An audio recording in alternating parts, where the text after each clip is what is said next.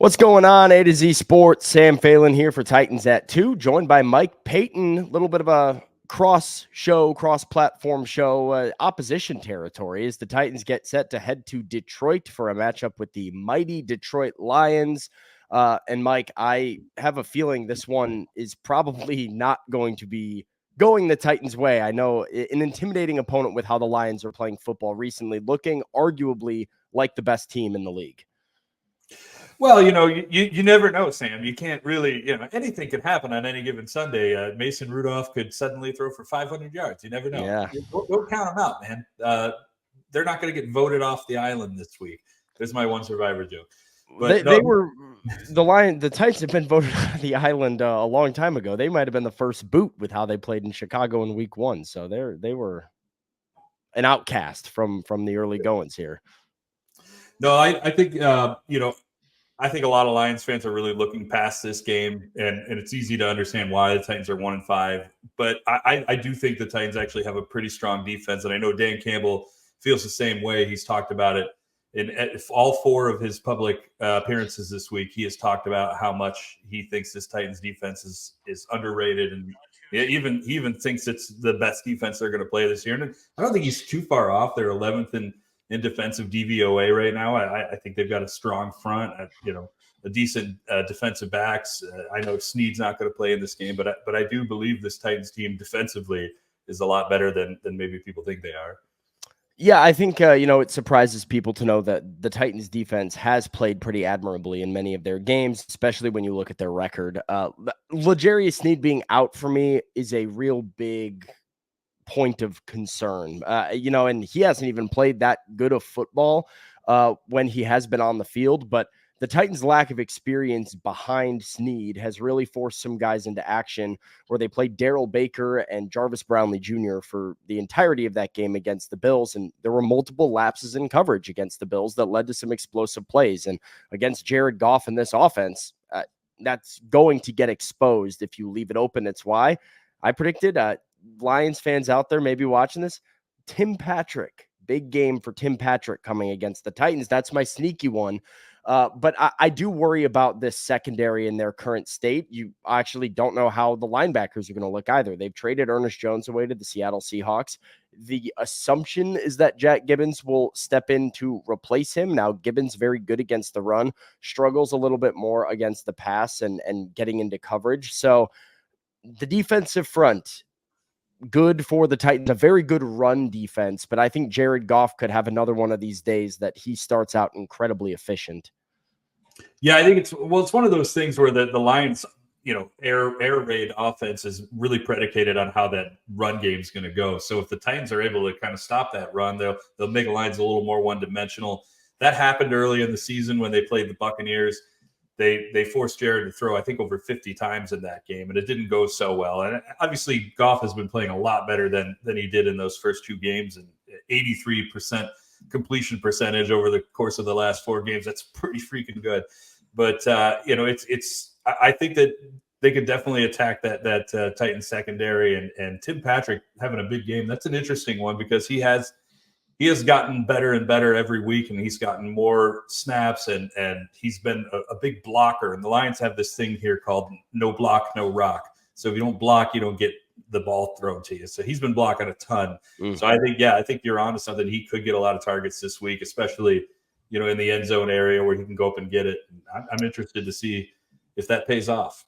What do you feel like has switched for the Lions from like the beginning half where, they fumble into an overtime victory against the Rams, they lose to the Buccaneers, they look less than inspiring against the Cardinals, and right around that halfway point for the last 3 games, they've really flipped the switch. Jared Goff has been unbelievable. Is it that run game and Jahmyr Gibbs and David Montgomery setting the tone that has opened up the offense? And I guess if you were a Titans defensive coordinator, Denard Wilson is a good one. What would the game plan be to making sure you get the Lions of weeks 1 through 3 instead of the team they've looked like the past 3 weeks? It's going to be hard because I think this team is just kind of it's clicking on all cylinders at the moment, and I think the big change for them from week 1 and 2 to where they're at now is that I think maybe they overthought things a little bit in those first 2 games, or maybe trying to do some different things. I know for a fact they overthought how they were going to attack the Buccaneers based off of what happened last year in the playoffs, where they only ran the ball 15 times because Tampa was doing such a good job at stopping the run. But that didn't really happen in this game this year. So, but they still just kind of abandoned the run a little too early. So I think they're really balanced right now. But if I was a defensive coordinator, I was trying to stop this team, I would dial back on the blitz because Goff is going to kill you on that every single time. And we just saw that with Brian Flores last week. And I would be concentrated on just trying to stop the run, trying to make the team more one-dimensional. And I know, obviously, it seems crazy to have Jared Goff pass on you more, especially since he's been playing so well. But I just, unbalance these guys. They don't have Jamison Williams out there. Make them go to Tim Patrick. Make them work with Allen Robinson more, who hasn't really, played a whole lot in the last few years. Guard Amon St. Brown with your life. Jump scare name. Allen Robinson in 2024 is a bit of a shock to hear. He's here. Well, we found him. Where's Waldo of week 8 of the NFL season is over. Mike, I think, you kind of touched on my reason, probably my second biggest reason, or one of the top reasons for why the Titans could stay in this game. Now, Lions are 11-point favorites. I expect the Lions to have their way with the Titans and win this game pretty handily. But if they don't, I think it's because the Titans can stop the run. And maybe it's just one of the Jared Goff stinker games where he forgets how to play football. There's like one or two of them every year. I was talking with our A to Z Sports colleague, Easton Freeze, about that earlier this afternoon, that sometimes unpredictably, Jared Goff just turns the ball over 4 times and you don't really have an explanation for it. And maybe a Titans defense that has not created turnovers nearly enough this year is due for a few. And we have one of those Jared Goff games. That's really all I can think of as to why this Lions team shouldn't be able to beat a Titans team that's banged up, might not have Tavondre Sweat, might not have some of these, big pieces to their defense, and a Titans team that's kind of demoralized because they just traded away 2 of their biggest stars. Yeah, it's it feels like a recipe for like a trap game. Like, this is, if you're a Lions fan, you're looking at this team and they just traded Hopkins and Jones is gone and Snead's going to be out. You're kind of licking your chops like, man, this is going to be an easy one. But like, these are the games that somehow become hard. And I think that there's definitely a chance with that, especially, offensively for the Titans. While, I think that's more of their weaker area with basically no pass rush this week, because obviously Aiden Hutchinson broke his leg. Marcus Davenport's out for the year already. John Kaminsky's out for the year already. And now they're down to Isaac Ukwu and guys like that. Guys you've probably never heard of. Al-Quadin Muhammad and players like that. Bears legend Al-Quadin Muhammad. Yeah, Bears legend Al-Quadin Muhammad. Started, I think, 9 games for them. But yeah, that's what they're down to right now. Josh Paschal was their key guy, but he's out with some sort of illness at the moment. He's not going to play this week. He'll be back next week, but that's a big loss. So I think if you're the Titans, here's an opportunity to maybe have some chance to throw the ball, get some time to kind of rely on your offensive line a little bit, and you never know. See about that offensive line. The Titans still have to figure out the right tackle situation. You mentioned Josh Paschal out with an illness. The injury report just coming in. Christian Mahogany also going to be out for the Lions with an illness as well. The Titans, Jerome Baker listed as questionable. He gets into town from Seattle late in the week. I think he came in on Thursday on a plane. And so figuring out if they want him to suit up for their defense or not, or if they just want to rely on Jack Gibbons. Right tackle Jalen Duncan is out. L'Jarius Sneed is out. Kenneth Murray is listed as a full participant in practice today, so he will play. And then questionables from quarterback Will Levis, which seems unlikely, as well as running back Tajay Spears, cornerback Jarvis Brownlee, and defensive tackle Tavondre Sweat. This team is running on fumes, especially if those guys like Brownlee and Sweat are not able to suit up. Like, those are key defensive pieces. I expect that line to move even more, maybe towards 12.5 points or 13 if Sweat and Brownlee cannot go, because then you're talking about, what do you have over the Lions right now? Yeah, that to not have those guys is huge, because Sweat, even though he's a rookie, He has been a tremendous that run defense that you talk about, right? Like trying to stop the run, no T Sweat feels like that's going to be a tall task. Yeah, it will absolutely. be Mason Rudolph. But Mike, I think you've got your eye on a couple other Titans defensive linemen because the Lions could be in the market for a trade. And the Titans have a couple of guys that are potentially going to be tossed around with names around the NFL deadline. So what is Detroit's situation on the defensive front, and where do you potentially see a match with the Titans roster? Well, at this point, they're grinding as they've been saying. Brad Holmes, Lions GM, has been calling around, trying to get information on different guys. Two guys, Hassan Reddick, Zadarius Smith, are two guys that we know that the Lions have been at least talking about or talking to those teams. The Titans wise I think there's a lot of ability there to get some guys because of how you outlined in an article a couple weeks ago, a really great article about how some of these tradable players who can be traded and who can't. And Jeffrey Simmons and Harold Landry are two guys that I would definitely be looking at if I were the Lions. Now, I know that Simmons, there was a report that came out that we reported earlier this week that Simmons is not going to be traded or not expected to be traded. So that kind of puts that off the board. But I mean, if the Titans were to change their mind like teams do all the time, I mean, you got it. I would go all in on that. I would throw a first or second at that for sure. I know that he's traditionally a defensive tackle, but he's a guy who can also split out on the edge. He can do everything for you. But Landry is really the guy that I think is the one that could definitely wound up being in Detroit by the trade deadline, and I think they're definitely going to be looking at him all week this week. Solid player, can play on the outside, can rush the passer, can play pretty well against the run. Contractually, that's the one that it's really nice. There's for the Titans to trade him. There's no guaranteed money next year or anything like that. They're basically just giving him away, and then the Lions, because that contract's so nice, he could be a 1-year rental, or they can maybe try to extend him a little bit. If I was Detroit, I would call up Tennessee. And we'll see how you feel about this, Sam. I would offer a nice, crisply used 2025 fourth-round pick for that. I don't know if a 4 gets it done for Landry. It's difficult because Austin Stanley and I discussed this, on one of our A to Z Sports morning shows talking about the Titans trade pieces, and Landry is a great candidate to be moved. The Titans have paid him a lot of bonuses. They've done a contract restructure. And so, like you mentioned, right, it's a friendly deal for a buyer.